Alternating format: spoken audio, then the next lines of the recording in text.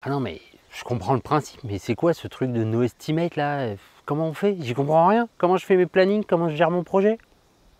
Dans une précédente vidéo, nous avions vu comment convaincre de passer à no estimate.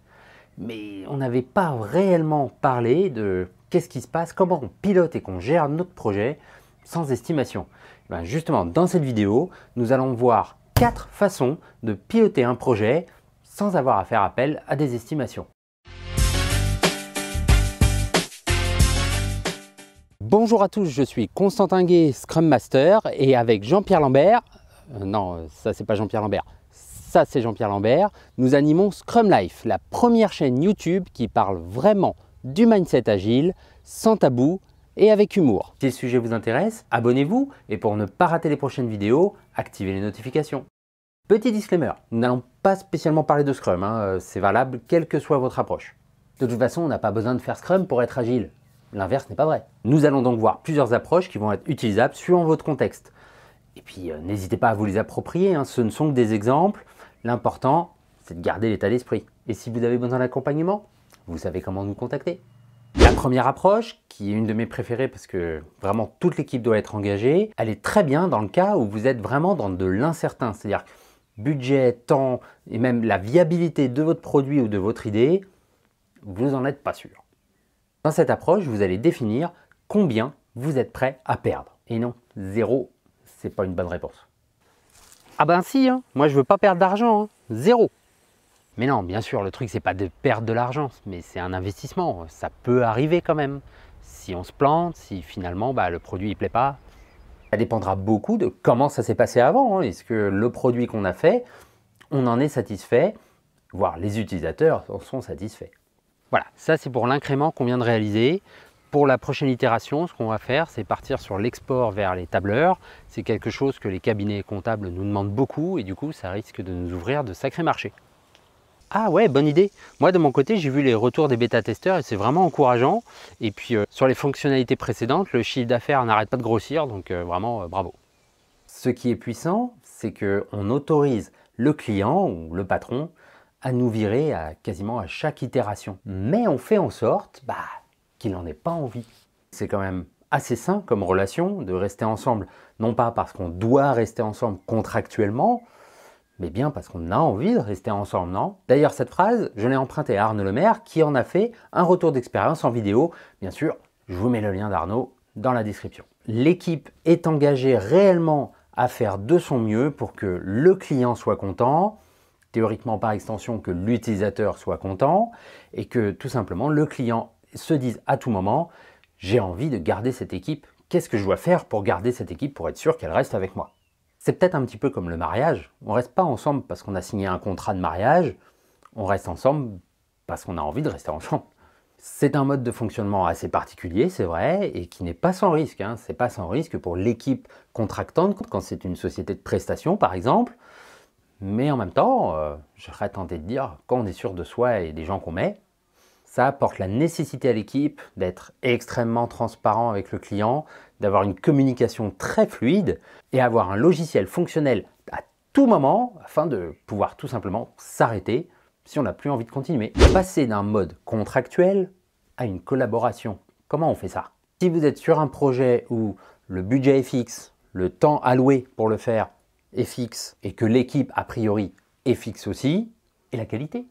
On n'oublie pas la qualité, elle est fixe aussi.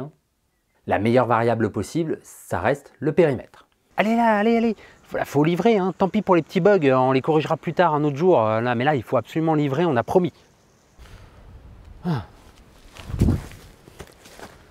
Si on se fie uniquement au contrat, qui est souvent fait justement sur le périmètre, c'est-à-dire qu'on engage une équipe ou des gens à faire un produit avec une liste de fonctionnalités, on risque de faire des choses qui ne sont pas forcément les mieux pour le produit. Donc on va changer ça au niveau contractuel, on va plus se baser sur des fonctionnalités ou une liste de choses à faire, mais plutôt sur des résultats attendus. Vous pouvez aller voir l'épisode qui est dédié sur l'impact du produit justement. Comment ça marche? Eh ben, on va définir un objectif contractuel, un résultat attendu, sur une échelle qui peut varier, hein. Ça peut être un mois, un trimestre. Et toutes les semaines ou toutes les 2 semaines, eh bien, l'équipe et le client vont se rencontrer pour savoir tout simplement s'ils sont bien dans la bonne veine. Et si jamais ce n'est pas le cas, bah, ça laisse la possibilité d'ajuster le plan. Pour la prochaine release, on aimerait bien qu'il y ait au moins 10 000 abonnés de plus dans les 3 mois environ.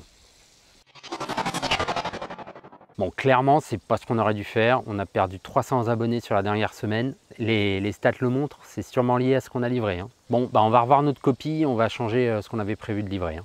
Ce qui est intéressant avec cette approche empirique, c'est qu'on peut se retrouver à la fin de la période, hein, par exemple au bout du trimestre, avec le produit qui n'est pas du tout là où le client pensait qu'il serait à ce moment-là. Et c'est tant mieux, parce que ça veut dire qu'on a pu pivoter pour que le produit soit là où il faut, plutôt que là où on pensait qu'il devrait être il y a X temps. Ça fonctionne pour un client vis-à-vis d'une équipe de prestataires, ou aussi bien un patron avec une équipe interne, hein, pas de problème. La troisième approche, c'est de pouvoir être rentable très rapidement en tant qu'équipe. Si vous êtes plutôt en mode essayer de caser les projets dans une timeline par rapport à un budget et par rapport au temps, bah moi je vous propose cette autre approche. C'est de se demander tout simplement sur quoi est-ce qu'on doit travailler maintenant, là tout de suite. Généralement, on le sait, un peu instinctivement d'ailleurs. On sait sur quoi on doit travailler actuellement. Le truc, c'est que tout simplement, on s'y met et on travaille dessus tant que ça a du sens. Et quand ça n'a plus de sens, eh bien, on se redemande sur quoi on doit travailler maintenant et on s'y met, tout simplement, parce que le monde aura changé, notre perception aura évolué, et donc au lieu d'essayer de deviner sur quoi on va devoir travailler dans plusieurs mois, on attend d'y être. Je vais te proposer un truc, c'est qu'à la revue tout à l'heure, on va demander au sponsor si ça vaut le coup de continuer ou si on doit s'arrêter. Hein? Non mais attends, imagine, ils nous disent oui, effectivement, il faut arrêter. Mais justement, si c'est vraiment ce qu'ils pensent et que le produit n'est plus très utile et que tout le monde s'en fiche, autant qu'ils nous le disent, au moins on le sait, et puis on peut s'arrêter et passer à autre chose.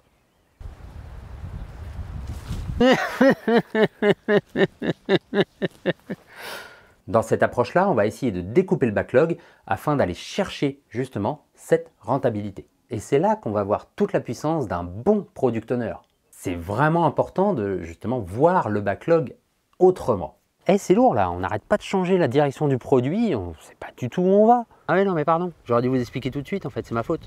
Regardez, là c'est l'Excel. La dernière version en prod a rapporté 50 000 € sur sa première semaine. Ça a quasiment remboursé le coût du développement. Et pour cette itération-là, les projections disent qu'on sera rentable en à peine 2 semaines. Voilà pourquoi on parle là-dessus. Ah bah voilà, là, ok, là on comprend mieux. Là. Si vous voulez sensibiliser votre équipe à ça, je vous conseille d'aller voir notre épisode sur l'atelier Elephant Carpaccio. C'est vraiment un atelier qui permet de mettre ça en valeur. Et si on se disait que bah, ce sera prêt quand ce sera prêt? Cette quatrième approche, c'est un peu la plus confortable, hein, c'est aussi la plus difficile. C'est tout simplement, bah, si votre entreprise a beaucoup d'argent, c'est de sortir votre fonctionnalité quand elle est prête. Ce n'est plus le marketing ou le patron qui pose la date, mais réellement l'équipe elle-même. S'il y a une fonctionnalité que vous devez faire de toute façon, bah, quel est l'intérêt d'estimer la charge qu'elle va prendre? De toute façon, vous allez la faire, qu'elle soit petite ou grosse. Donc autant la faire. Et si c'est celle qui aujourd'hui apporte le plus de valeur, c'est celle qu'il faut faire tout de suite, qu'elle soit grosse ou pas. C'est un peu à vous de trouver le juste milieu justement entre livrer quelque chose afin d'avoir des retours. Bon bah on a fait la sortie, mais visiblement bah, maintenant tout le monde s'est déjà mis sur le même créneau, le marché est complètement saturé. Mais en même temps ne pas dégoûter les utilisateurs de votre produit qui ne serait pas fini. Ouais, visiblement, ce qu'on a sorti, c'était pas au top. Puis nos concurrents, là, ils ont sorti la même chose, mais en vachement mieux fait. Et du coup, ils ont accaparé toutes les parts de marché. On n'y arrivera pas. Petit aparté, moi, par exemple, c'est pour ça que j'ai arrêté de jouer aux bêta des jeux vidéo. Parce qu'en fait, je me rends compte que ça m'amuse pas. Et quand le jeu sort, il est peut-être très bien. Mais en fait, moi, j'ai été un petit peu dégoûté du truc. Parce que quand j'y ai joué, c'était tout buggé. Ça permet aussi de construire une vraie confiance solide avec vos utilisateurs. Si je prends un exemple encore dans le jeu vidéo, si vous connaissez l'entreprise Blizzard Entertainment, pendant très longtemps, ils avaient une bonne réputation de justement créer des jeux complets, finis. Ils allaient à la recherche du plaisir du joueur et c'était super agréable. Et puis l'entreprise s'est fait racheter. Et là, on est plutôt dans un mode, il faut que les jeux sortent par rapport au calendrier des actionnaires ou par rapport à une fête. Et là, on se rend compte que les jeux, ils sortent, en fait, ils sont pas finis ou ils sont moins drôles. ils sont un peu dans le rush. Et les gens commencent à perdre confiance dans l'entreprise. C'est vraiment dommage. C'est ce que Simon Sinek appelle le infinite game, c'est-à-dire de créer un produit non pas pour qu'il fonctionne au départ très fort, et ensuite ça s'essouffle un petit peu, mais bien au contraire, de créer quelque chose qui va être performant sur la durée. Ça sortira quand ça sortira, c'est pas une excuse pour faire du tunnel. On continue d'avoir des feedbacks utilisateurs très rapidement, des vrais utilisateurs, toutes les semaines, c'est bien toutes les semaines. On reste itératif et incrémental.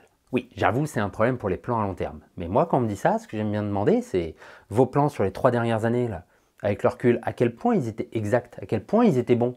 Encore une fois, les situations et les approches que je viens de vous décrire sont des exemples. Ce n'est bien sûr pas valable dans tous les cas, mais c'est des choses sur lesquelles vous pouvez vous appuyer afin de trouver la meilleure approche pour vous. Qu'est-ce que vous pensez de ces 4 approches? N'hésitez pas à mettre un pouce vers le haut, puis à répondre en commentaire, bien sûr, avec d'autres choses, ou si vous voyez des failles dans ces approches, n'hésitez surtout pas. Mais là, tout de suite, j'aimerais que vous preniez un petit peu de temps et que vous réfléchissiez à votre contexte. Est-ce qu'il y a une de ces 4 approches que vous préférez instinctivement, et qu'est-ce qui vous empêche d'y aller dès demain?